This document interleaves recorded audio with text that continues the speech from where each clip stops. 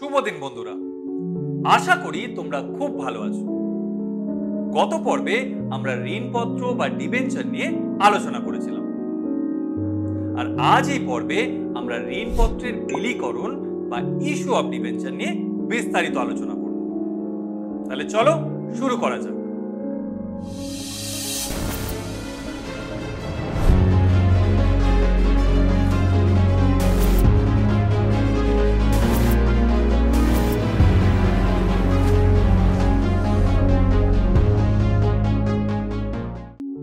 বন্ধুরা, শেয়ার মূলধনের হিসেব নিকেশকরণ বা অ্যাকাউন্টিং ফর শেয়ার ক্যাপিটাল অধ্যায়টি পড়ার সময় তোমরা ইস্যু অফ শেয়ারের ব্যাপারে জেনেছিলে। শেয়ারের মতন ঠিক একইভাবে ডিবেঞ্চার ইস্যু করার পদ্ধতিও প্রায় একই ধরনের। কোম্পানি বিবরণপত্র বা প্রসপেক্টাস ইস্যুর মাধ্যমে জনসাধারণের কাছে ডিবেঞ্চার ক্রয় করার জন্য আহ্বান জানায়। তারপরে কিছু ঋণদাতারা প্রসপেক্টাস অনুযায়ী ডিবেঞ্চারের জন্য আবেদন করে। কোম্পানি সাধারণত দুই ভাবে ডিবেঞ্চার ইস্যু করতে পারে। প্রথমটি হলো নগদ অর্থের ঋণপত্র বিলি বা issue of debenture for cash, এবং দ্বিতীয়টি হলো নগদ অর্থ ছাড়া অন্য প্রতিদানে ঋণপত্র বিলি বা issue of debenture for consideration other than cash. প্রথমে আসছি issue of debenture for cash এই ব্যাপারে।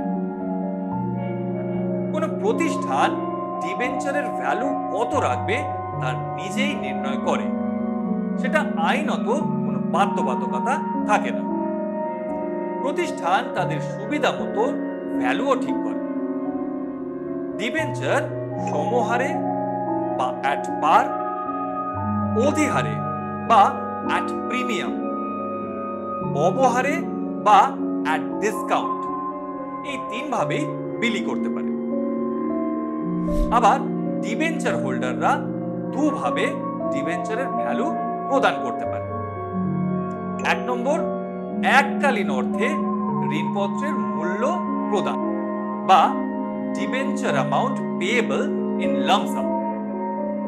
দু নম্বর, কিস্তিতে ঋণপত্রের মূল্য প্রদান বা debentures amount payable in instalments.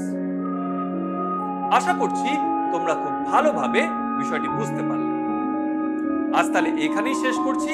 দেখা হবে আগামী পর্বে, যেখানে আমরা এই বিষয়ে আরো বিস্তারিত জানব। ততক্ষণের জন্য ভালো থেকো, সঙ্গে থেকো। মনে রেখো, কোম্পানি সাধারণত দুভাবে ঋণপত্র বিলি করতে পারে। প্রথমটি হলো নগদ অর্থে ঋণপত্র বিলি বা issue of debenture for cash, এবং দ্বিতীয়টি হলো নগদ অর্থ ছাড়া অন্য প্রতিদানে ঋণপত্র বিলি বা issue of debenture for consideration other than cash. ঋণপত্রের গ্রহীতারা ঋণপত্রের মূল্য দুভাবে প্রদান করতে পারে।